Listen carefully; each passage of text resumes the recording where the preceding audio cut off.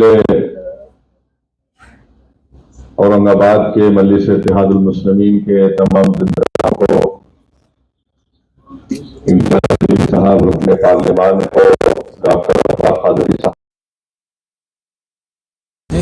आज का इस इजलास का इनेकाद अमल में लाया और इसकी अहमियत में और इजाफा इसलिए हो गया क्योंकि मुख्तलिफ समाजी और मज़ाहिब के लोग ने भी आज के इस मीटिंग में शिरकत की। मैं आप तमाम का दिल की गहराइयों से शुक्रिया अदा करता हूं। आप तमाम ने हमने पिछले 2 घंटे से तमाम अहम बातें हमने सुनी। मैं उसमें ज्यादा इजाफा नहीं कर पाऊंगा क्योंकि बहुत सी अहम बातें यहां पर रखी गई हैं। पिछले 40-50 साल से ये संघ परिवार का एजेंडा रहा है कि भारत में यकसा सिविल कोड को नाफिज किया जाए, चाहे वो जनसंघ के रूप में थे या फिर बाद में बीजेपी के रूप में सियासी रूप में आज जो है। तो ये पुराना इनका एजेंडा रहा है। मैं अपनी बात को आगे ले जाने से पहले अगर हम तारीख पर नजर डालेंगे, क्या है कि 28 अक्टूबर को 1931 को मोहनदास करमचंद गांधी ने भारत के मुसलमानों को एक तयख्खुन दिया था कि उनकी शरीयत में मुदाखलत नहीं की जाएगी। कांग्रेस ने अक्टूबर 1937 में यही बात कही। नेहरू ने अप्रैल 6, 1937 को यही बात कही। फिर 1966 17 मई को लोकसभा में जो उस वक्त के लॉ मिनिस्टर थे जनाब जीएस पाठक साहब ने कहा, मैं अंग्रेजी में पढ़ के तर्जुमा करूंगा कि personal laws are mixed up with religion and that we can not coerce people to accept our views about the religion and customs. उन्होंने ये उस वक्त के पाठक साहब कानून के वजीर थे, मंत्री थे। उन्होंने लोकसभा में यह कहा 17 मई 1966 को कि पर्सनल लॉज मजहब के साथ जुड़े हुए हैं और हम यानी हुकूमत आवाम पर दबाव नहीं डाल सकती कि वो हुकूमत के सोच को अपने मजहब और कस्टम को छोड़ दें। यानी अपनी हुकूमत की जो व्यूज है वो हुकूमत किसी को मजबूर नहीं कर सकती कि वो अपने मजहब और अपने कस्टम को छोड़ दें। यही बात अगस्त 29, 1963 को उस वक्त के लॉ मिनिस्टर ए.के. सन ने भी कही थी। लोकसभा के अंदर खड़े होकर 2 लॉ मिनिस्टर ने बात कही थी। अब यहां पर बार बार यह कहा जाता है कि जैसा कि अभी यहां पर जिक्र किया गया, मुफ्ती साहब ने कहा कि हमारे वजीर आजम ने कहा कि कैसे एक घर में 2 कानून रह सकते हैं। मैं इस बात का इकरार करता हूं कि भारत के प्रधानमंत्री सबसे ज्यादा पढ़े लिखे और हम सब थम्स अप हैं, मगर भारत के प्रधानमंत्री को शायद ये नहीं मालूम कि इस मुल्क में आज भी नॉर्थ ईस्ट में एक ऐसा स्टेट है जहां पर क्रिमिनल प्रोसीजर एक्ट अभी भी अप्लाई नहीं होता, सीआरपीसी अभी भी अप्लाई नहीं होता। इस मुल्क में आज भी ऐसे कवानीन है कि मुफ्ती इस्माइल साहब मालेगांव से निकलकर अरुणाचल प्रदेश नहीं जा सकते जब तक कि उनको परमिट नहीं दिया जाता। हमारे वतन अजीज में यह भी कानून है कि कोई भी औरंगाबाद से उठकर हिमाचल प्रदेश की एग्रीकल्चर जमीन नहीं खरीद सकता। हमारे मुल्क में हमने कानून बनाया कि अगर कोई बड़ा मल्टीनेशनल कंपनी होगा तो वो अगर उन किसी कंपनीज में कॉन्ट्रैक्ट पर इख्तलाफात हो गए तो हम उसका फैसला आर्बिट्रेशन के जरिए सिंगापुर में करेंगे। ये हमने कानूनी सहूलत दी कि अगर 2 कंपनीज में झगड़ा होगा तो हम इसका फैसला सिंगापुर में करेंगे। अब देश के प्रधानमंत्री ये जानते हैं या नहीं जानते हैं मेरे को नहीं पता है, मगर ये मौजूद है। और नागालैंड और मिजोरम को तो हमने आईन में 371 का जिक्र कर दिया। अच्छा, फिर ये भी आप देख लीजिए कि ये इस मुल्क की खूबसूरती है कि यहां पर मुख्तलिफ किस्म के लोग रहते हैं। ये बोलना कि यकसा सिविल कोड जनसंघ और आरएसएस की शुरू से साजिश ये रही कि भारत की सबसे बड़ी अकलियत मुसलमानों की एक मजहबी शनाख्त को खत्म कर दिया जाए। और मैं आज आपके दरमियान में खड़े होकर खुलकर कह रहा हूं कि बाज अगर हमारे जिम्मेदारों को मुस्लिम पर्सनल लॉ बोर्ड से इख्तलाफ है तो इख्तलाफ रखिए आप, मगर एक बात याद रखिए कि ये जो शरीयत application act 1937, dissolution of marriage act 1939 है, ये आपको इस बात की इजाजत देता है कि आप कुरान और सुन्नत के मुताबिक अपनी जिंदगी को गुजारें। अगर ये आपसे छीन लिया जाएगा तो फिर आपका नुकसान होगा इसमें। तो इसलिए इसको पर्सनल लॉ बोर्ड से अगर किसी व्यक्ति से रखिए, मगर इससे ऊपर उठकर देखिए इसको आप। अच्छा, जब आईन बनाया जा रहा था, जब आईन बन रहा था, ये दोनों कानून को नहीं हटाया गया। 1937 के और 39 के कानून को नहीं हटाया गया था।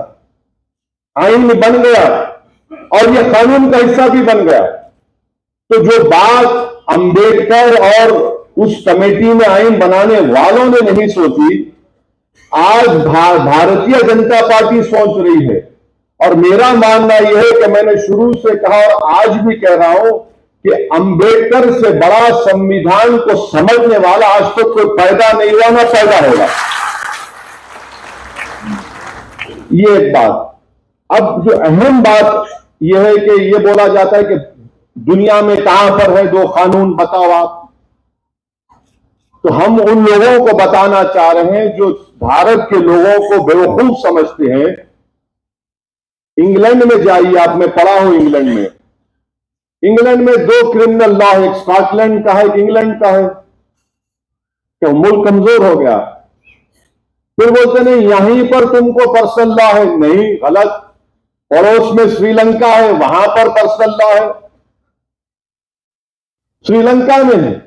अच्छा, फिर आप दुनिया में बोलते कहां है, बताओ।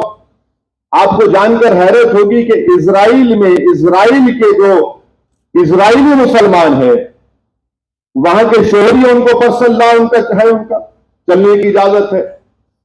फिर सिंगापुर में है। अब आप बताइए, फिर ये बार बार ये झूठ फैलाया जाता है कि नहीं सिर्फ भारत में इनकी तुष्टीकरण हो रही, ये नहीं है। अब मैं आपके सामने जो बातें रखना, कोर्ट से सबसे ज्यादा अगर तकलीफ होगी तो हमारे हिंदू भाइयों को होगी। और वो क्यों होगी बताता हूं आपको। मैं कानून का हवाला देकर, क्योंकि बहुत सी बातें कही गई हैं, मैं कानून का हवाला देकर हमारे हिंदू भाइयों को और बहनों को पैगाम देना चाहता हूं कि आपको एक सहूलत दी गई है। हिंदू मैरिज एक्ट 1955 में सेक्शन 5, सबसेक्शन 4 और सबसेक्शन 5 में, उसमें यह कहा गया कि शादी उन लोगों में नहीं हो सकती जिनमें सकुंडा रिलेशनशिप हो, मगर आगे जाकर कहा गया however there exception carved out if there is a custom or usage. यानी आप इन माने अगर आपके हिंदू भाइयों में है कि अगर उनके वालिद के 7 नस्लों में और मां की तरफ से 5 नस्लों में कोई रिश्तेदार को शादी नहीं होगी, मगर उसका एक्सेप्शन दे दिया आप, यानी उसका एक्सेप्शन उनको दे दिए। अब आप ये एक्सेप्शन खो देंगे, क्योंकि जब यूनिफॉर्म सिविल कोड अगर आएगा तो एक्सेप्शन कैसा मिलेगा आपको। अगर आपका कस्टम है तो फिर मेरा भी कस्टम है, याद रखिए आप। तो यकसानियत कैसा होगी, अगर पैदा करना है तो कैसा होगा, ये आपका नुकसान होगा। दूसरा सेक्शन 7 है, ceremonies of Hindu marriage act का कि आप अपनी शादी अपने कस्टमरी राइट्स के तहत, यानी आपके जो रिवायती हैं उसके तहत आप करें। यूसीसी आएगा तो सेक्शन 7 चला जाएगा। सेक्शन 29 सेविंग्स का क्लॉज है, वो चला जाएगा। और सेक्शन 2 सबसेक्शन 2 है जो शेड्यूल्ड ट्राइब्स को एग्जाम करता है, उनको ये कहा जाता है कि उसमें कहा गया कि Hindu marriage act scheduled tribes पर अप्लाई नहीं होगा, तो फिर ये हमारे शेड्यूल्ड ट्राइब भाइयों का भी नुकसान होगा। फिर सेक्शन 3 का डेफिनेशन है जिसमें यह बताया गया कि कस्टम एंड यूसेज क्या है, वो आपसे चला जाएगा हमारे हिंदू भाइयों से। और तमिलनाडु के हमारे हिंदू भाइयों को मैं कहना चाहूंगा कि Hindu marriage Tamil Nadu amendment act 1967, इसमें अंग्रेजी में पढ़ता हूं, सेक्शन 7 उसमें डाला गया 1955 के कानून में। क्या कहा गया? Introduce a special provision regarding सुयमरिताई एंड सितुराता मैरिजेस, और उनके जो कस्टमरी रिचुअल्स हैं उसके तहत करेंगे। अब जब यूनिफॉर्म सिविल कोड लाया जाएगा तो आप इस चीज से महरूम हो जाएंगे तमिलनाडु में कि हिंदू सक्सेशन एक्ट पर आ जाइए आप। हिंदू सक्सेशन एक्ट ये कहता है कि सेक्शन 5, ये देखिए सेक्शन 5 आप लूज कर देंगे।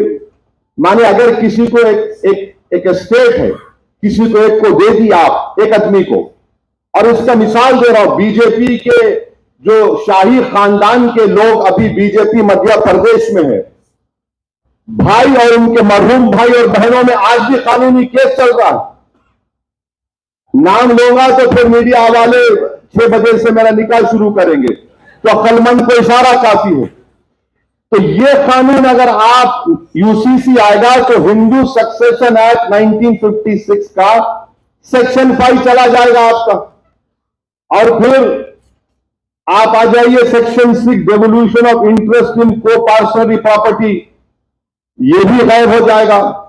इससे नुकसान हमारे हिंदू भाइयों को होगा। क्यों होगा? क्योंकि जॉइंट हिंदू फैमिली में को पार्सनरी है वो ज्यादातर मिताक्षरा कानून पर है। अब मुसलमानों को समझने की जरूरत है कि हमारे हिंदू भाइयों में 2 स्कूल ऑफ थॉट है, एक दया भागा है, एक मिताक्षरा है। तो अब ये होगा तो फिर ये मिताक्षरा के स्कूल ऑफ थॉट से आप लोग महरूम हो जाएंगे। और फिर हिंदू अनडिवाइडेड फैमिली, यानी अगर कोई हमारे हिंदू भाई को सहूलत दी गई है, सिवाय सिर्फ हिंदू भाइयों को, कि वो अगर कोई बिजनेस शुरू करे, कारोबार, अगर हिंदू अनडिवाइडेड फैमिली में उनको टैक्स से रिबेट मिलता है इनकम टैक्स में। और अगर यूसीसी आएगा तो हमारे हिंदू भाइयों को 2015 का इनकम टैक्स का ये रिकॉर्ड बताता है कि 3065 करोड़ रुपया का उनको टैक्स रिबेट मिला। अब ये कैसा रहेगा फिर यूसीसी में? ये हमारे हिंदू भाइयों को सोचना पड़ेगा। फिर आप आ जाइए, सेक्शन 2 है उनका, सबसेक्शन 2 है, सेक्शन 3 है। अच्छा, हिंदू माइनॉरिटी गार्डियनशिप एक्ट है, सेक्शन 6 चला जाएगा। सेक्शन 6 चला जाएगा हिंदू माइनर के ताल्लुक से। फिर Hindu adoption and maintenance act 1956 है, उसमें एक बात कही गई कि अगर आप किसी को अडॉप्ट करना चाहते हैं, गोद लेना चाहते हैं, तो कानून तो यह है कि आप किसी को गोद लेंगे जो जिससे शादी नहीं हुई। मगर यहां पर हिंदू भाइयों को एक एग्जम्पशन दिया गया कि अगर आपका कस्टम है कि वहां पर किसी की शादी भी हो जाती, तब भी हम उसको गोद ले सकते हैं, ये आप उससे महरूम हो जाएंगे। और 15 साल से ज्यादा भी है, अगर कस्टम है तो आप ले सकते हैं, आप उससे भी महरूम हो जाएंगे। तो ये बात समझने की जरूरत है। और अगर आरएसएस ये समझ रही है कि मुल्ला जी को निशाना बनाएंगे, तो भाई साहब आप हमारे नाम पे किसी और को नुकसान कर रहे हैं आप। और आप ये मत समझिए कि ये बातें सब नहीं निकलेंगी, आज निकल चुकी है, कल भी निकलेंगी। अब हमारे सिख भाई यहां पर बुजुर्ग बैठे हैं, उन्होंने अपनी तकरीर में अपने गुरु का फारसी शेर पढ़ा, मैं उनको आपको बताना चाह रहा हूं सर, इसमें आपका कैसे नुकसान होगा सिखों का। आपके पास 2012 में आनंद मैरिज एक्ट लाया गया, आनंद कराज, आपको सहूलतें दी गई सिखों की तहजीब और आपकी आइडेंटिटी को बरकरार रखने के लिए। अगर यूसीसी आएगा तो आनंद कराज चला जाएगा सर, आप समझिए इस बात को। मैं तो शुक्रगुजार हूं शिरोमणि गुरुद्वारा प्रबंधक कमेटी का, तो ने साफ और वाज़ेह अल्फाज में कह दिया कि हम यूसीसी को कबूल नहीं करेंगे। ये आनंद कराज जो हमारे सिखों का एक मजहबी हिस्सा है, वो आप उससे महरूम हो जाएंगे।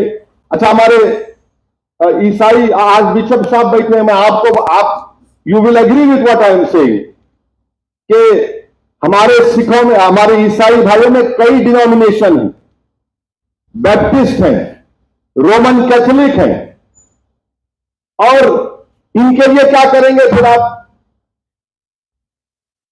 इनके लिए कैसा करेंगे? यूसीसी आएगा तो ये सब के सब अपनी अपनी तहजीब को, अपने अपने मजहबी रसूमात से इनको महरूम कर देंगे। अच्छा, कैथोलिक चर्च में, correct me sir if I am wrong, Catholic Church makes a distinction between civil and ecclesial law. It makes a difference. While the law of the land always takes precedence over ecclesial law in legal areas, the sacramentality of marriage is key to the church and the ecclesial law, for instance, the appropriate age to marry for men and women. ये हमारे ईसाई भाइयों को भी तकलीफ होगी इससे। ये ऐसा नहीं है कि ये करने वाले हैं। बात सुनिए, मेघालय में एक अलग तरीका है जायदाद देने का। नॉर्थ ईस्ट में बास कबाइली ऐसे हैं, आदिवासी ऐसे हैं कि छोटी बेटी को बाप की जायदाद मिलती। अब इनका तो घर में कोई है ही नहीं, इनको मतलब ही नहीं, कर दो। फिर अब आप ये देखिए कि हमारे मराठी कम्युनिटीज में, मराठास है, कुंभीज है, मालीज है, महार्स है, यहां पर भाई की बेटी की शादी बहन के बेटे से होती है। आप निकाल देंगे क्या इसको? बोलो आप। अच्छा, फिर ये क्रॉस कजन शादियां होती गोंड में और हमारे आदिवासी में जो बिल्स है नॉर्थ और सेंट्रल इंडिया में। अच्छा, फिर आप देखिए कि झारखंड में छोटा नागपुर टेनेंसी एक्ट है, जो जमीन की जो हुकूक है आदिवासियों की, उसकी हिफाजत करता है। अमित शाह तो बोल रहे कि नॉर्थ ईस्ट के जितने आदिवासी हैं, ट्राइब्स हैं, उनको मुस्तस्ना रखेंगे, मगर झारखंड के आदिवासियों का क्या होगा? कानून है जमीन का, छोटा नागपुर टेनेंसी एक्ट 1908 का। फिर एक और कानून है, provision of panchayat extension to schedule areas act 1966, जो सेल्फ गवर्नेंस देता है और ये कहता है कि तुम पंचायत में सेल्फ गवर्नेंस करो और तुम्हारे जो रिवायती ग्राम सभा है, यानी फिर रिवायती, यानी इनका कल्चर आ गया, उससे आप महरूम हो जाएंगे। तीसरी बात यह कि झारखंड में संताल परगानेस टेनेंसी एक्ट है 1949, जो झारखंड के संताली कबाइलियों की जमीन की हिफाजत करता, आप उससे महरूम हो जाएंगे।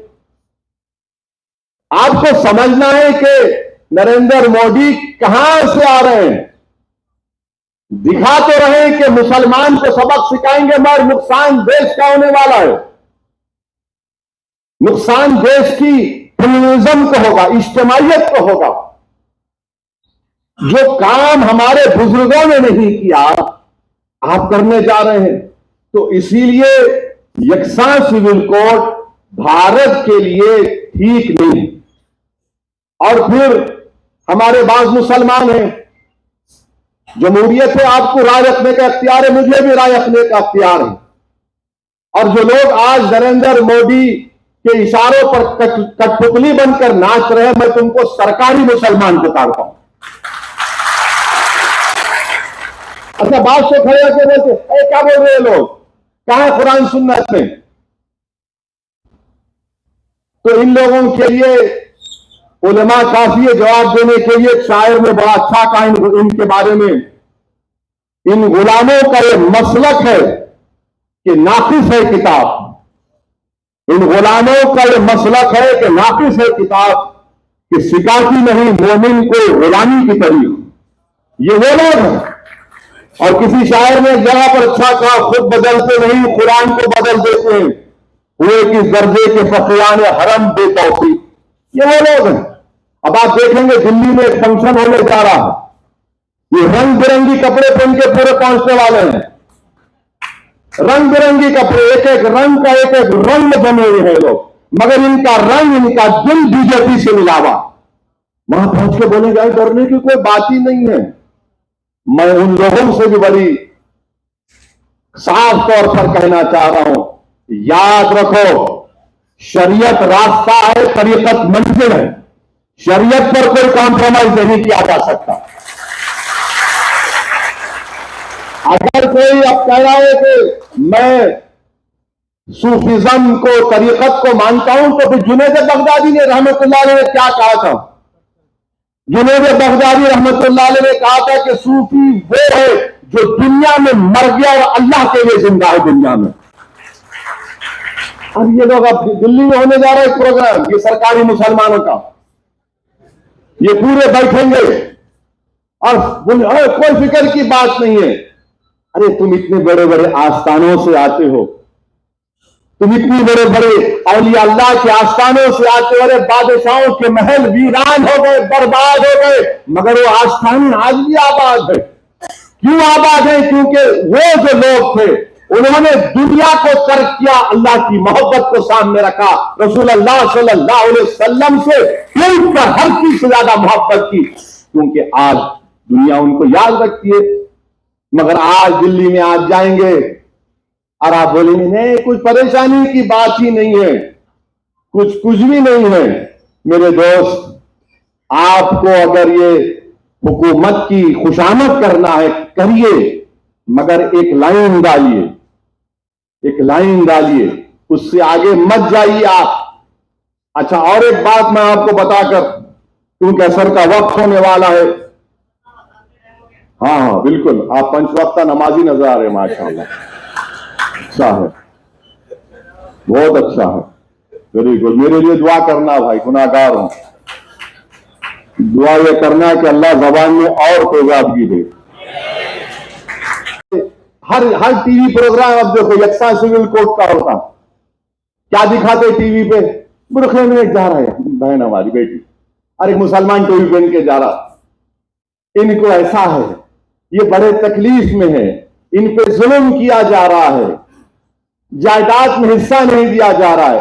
मैं चैलेंज के साथ कह रहा हूं, दुनिया में अगर सबसे पहले किसी ने किसी महिला को जायदाद में हिस्सा दिया तो वो रसूल अल्लाह सल्लल्लाहु अलैहि वसल्लम इस्लाम है।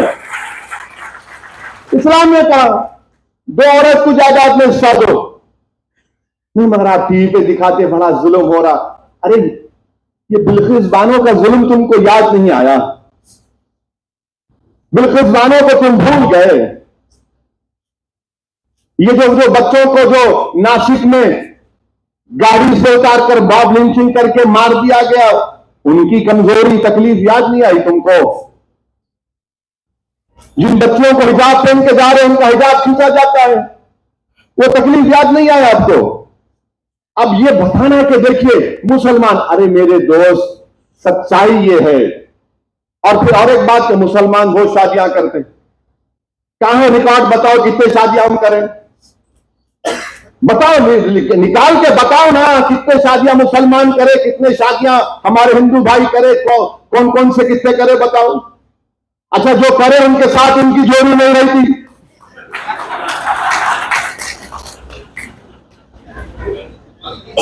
और आपको मालूम रिकॉर्ड है गवर्नमेंट ऑफ इंडिया का, ये आप उठाकर पढ़ो। आप एक अंग्रेजी अखबार है टाइम्स ऑफ इंडिया, 28 जुलाई 2022 का। हजरत गूगल पर जाइए, बहुत लोगों को शौक है आजकल रिलीजन, दीन वहां से सीख रहे, उलमाओं के पैर के पास बैठ के नहीं सीख रहे, इसलिए मनचले निकल रहे। तो 28 जुलाई 2022 का टाइम्स ऑफ इंडिया ये कहता है कि 2 बीवियां 1.9 मुसलमान में है, ये 2019 का डेटा है। हिंदू भाइयों में 1.3 है। और दीगर कौमों में 1.6 है। यानी ये जो परेशानी दो बीवी की सिर्फ हमारी नहीं है, दूसरों के भी है। और हिंदू और मुसलमानों में 0.6 का फर्क है। अब आप बोलेंगे कि भाई अब बताओ, फर्क बताओ, सऊदीन ओवैसी मुसलमान की दूसरी बीवी रही और दूसरों की दूसरी बीवी रही, तो क्या फर्क है? फर्क यह है कि वो मेरी बीवी है और दूसरों में बीवी नहीं है।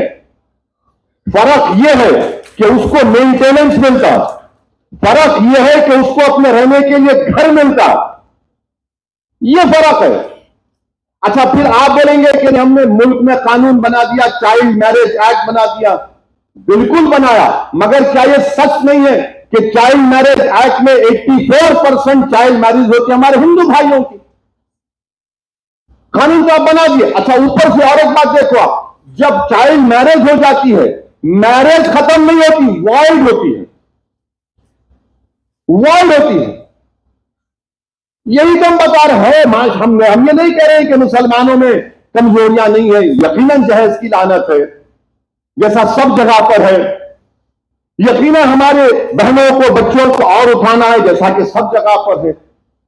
मगर आपको सिर्फ इस बात की फिक्र है, आप हमारी शनाख्त को हमसे छीनना चाहते हैं, अब और कुछ नहीं है आपका।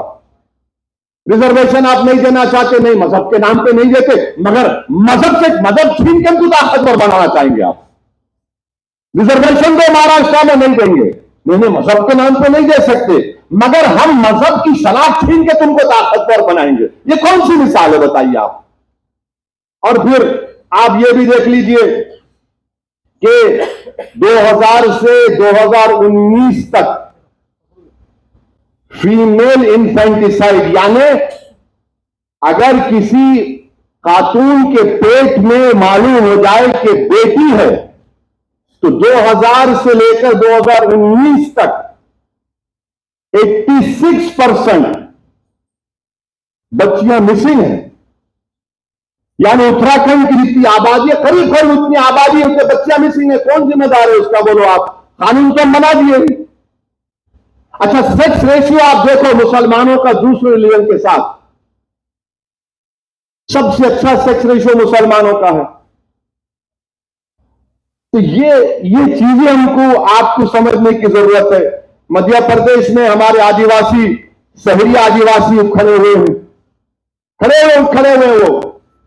अच्छा, मैं चाहूंगा कि देवेंद्र फडणवीस जरा महाराष्ट्र के ट्राइबल एरिया में जाके बात करें यूसीसी की। शिंदे चले जाएं, अब तो 3 in 1 हो गए, अजीत पवार भी चले जाएं।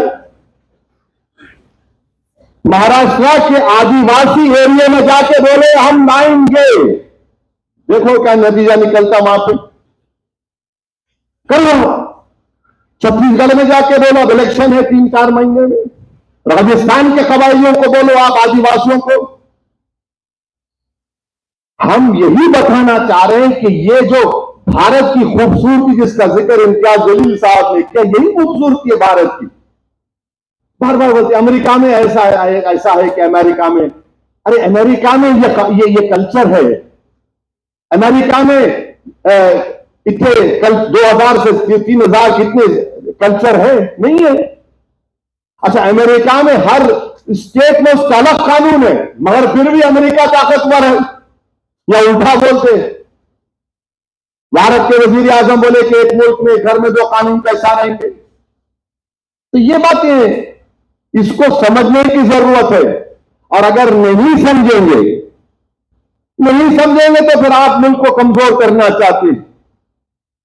और फिर किसी एक टीवी चैनल पे बोले कि हम एक सर्वे करें, 8000 औरतों का सर्वे करें। अरे दीवाने, मुस्लिम पर्सनल लॉ बोर्ड ने 4,80,00,000 लोगों का सर्वे ओपिनियन लेके सीडी में 21 लॉ कमीशन को दिया, और तुम 8,000 की बात कर रहे हो। उस 4,80,00,000 में आधे हमारी बहनें हैं, बेटियां हैं, जिन्होंने रद्द किया कि हमको यकसा सिविल कोर्ट नहीं चाहिए। अब आप बता रहे हैं। तो ये मकसद एक ही है कि भारत के इस खूबसूरती को हमेशा के लिए प्लूरलिज्म को खत्म करके रख दिया जाए। भारत के वजीर आजम क्या बोलते हैं कि एक भारत एक इलेक्शन, एक भारत एक टैक्स, एक भारत एक कल्चर, एक भारत एक मजहब, एक भारत एक शनाख्त। अब हद यह हो गई कि रुके में उन्होंने बोले में एक भारत एक फर्टिलाइजर। कैसा कोई फर्टिलाइजर हो सकता है मेरे बताइए आप। अरे बोले जा रहे हैं, बके जा रहा हूं जुनून में क्या क्या, और सामने बता रहे हैं मुल्ला जी को मुसलमान, देखो इनको हम सबक सिखा, नहीं आप सबका नुकसान करने वाले हैं। तो इसीलिए हम तमाम को और खास तौर से हमारे हिंदू भाई बहनों को समझना पड़ेगा कि आपका कितना बड़ा नुकसान होने जा रहा है, आप किस चीज से महरूम हो जाएंगे। और ये बार बार ये जो दुम छल्ले हैं, अरे क्या होता नहीं है, क्या दीन खत्म हो जाता? अरे दीवाने, दीन खत्म होने के लिए नहीं आया, दीन सुबह क़यामत तक रहेगा, वाला नहीं रहेगा जब दुनिया खत्म होगी।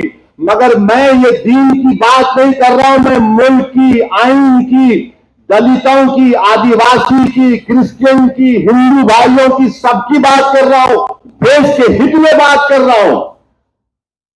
मगर इसको चेंज कर देते।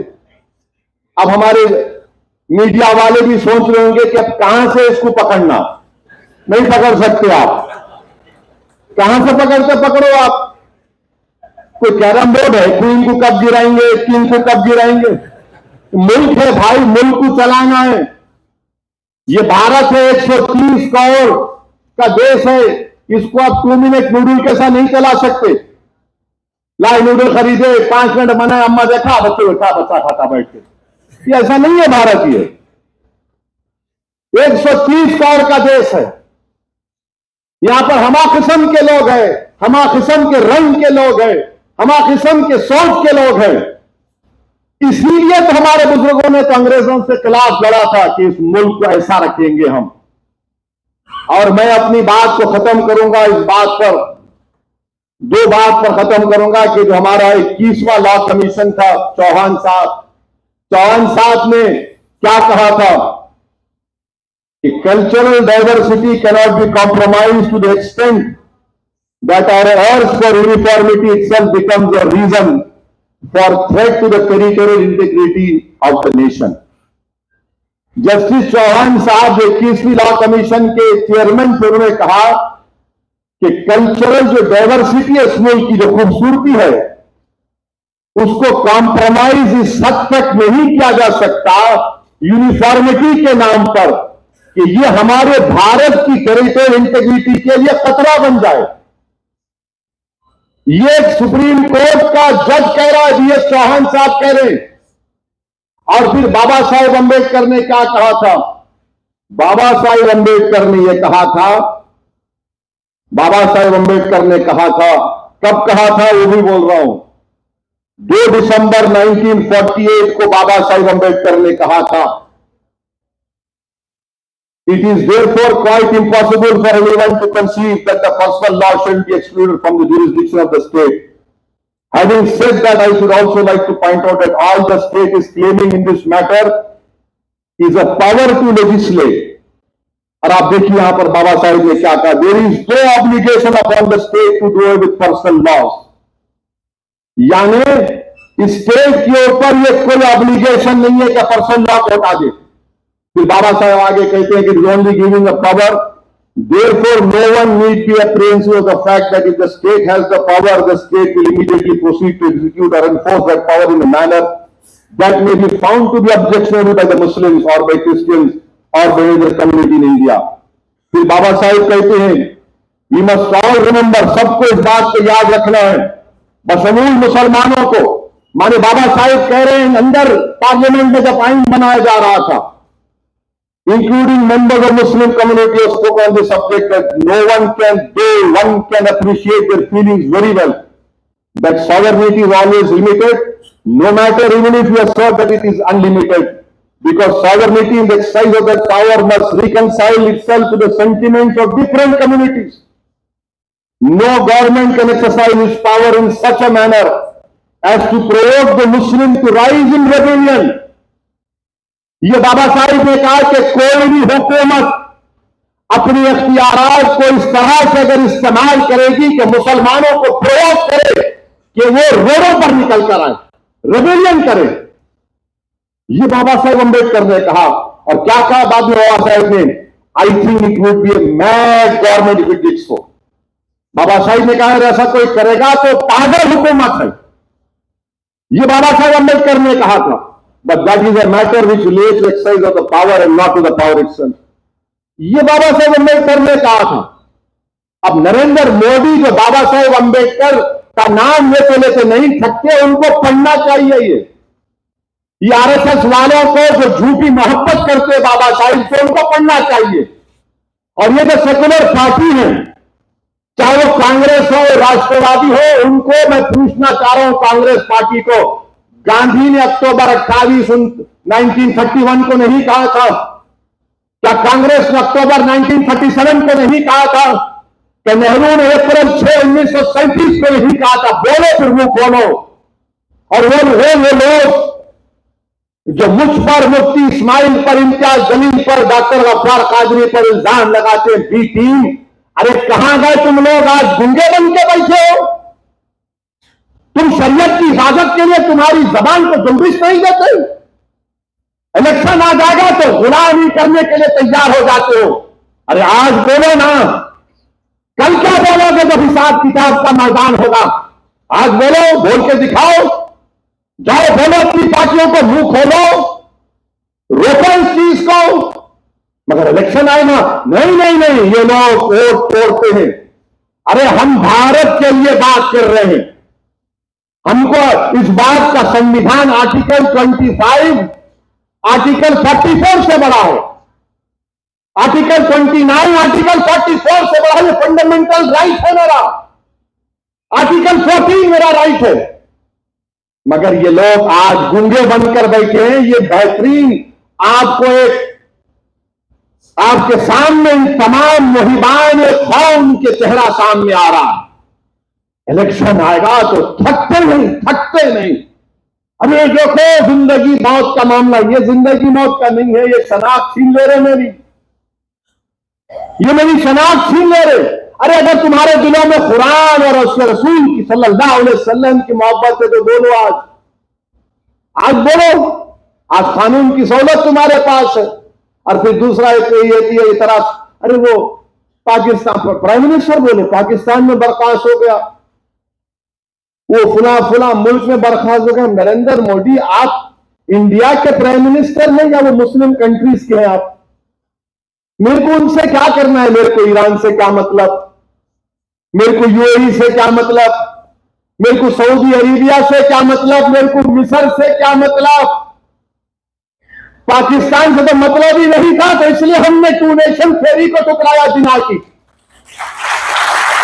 मगर भारत के प्रधानमंत्री, आप नहीं जानते, भारत देश में हमारे जो मुस्लिम उलेमा हैं, मुस्लिम मुहद्दिस हैं, मुसलमानों के जो फुक़हा हैं, मुसलमानों के जो मुफस्सिर हैं, दुनिया में उनके से कोई ऐसे उलमा नहीं है जो भारत में है, मगर आपको मालूम ही नहीं। और इनके नफरत क्या है बताता हूं। एक परसल्ला बोर्ड है। इस परसल्ला बोर्ड के अंदर एक ओवैसी भी बैठा है, एक देवबंदी भी बैठा है, एक सूफी भी बैठा है, एक बरेलवी भी बैठा है, एक तबलीगी भी बैठा है, एक मौलवी बैठा है, एक शिया बैठा है, एक अहले हदीस बैठा है। ये इन लोगों को डर होता, ओहो एक जगह पर पूरों को बिठा दिए। बड़ी तकलीफ होती है उनको इस बात की भी, याद रखिए आप इस बात को।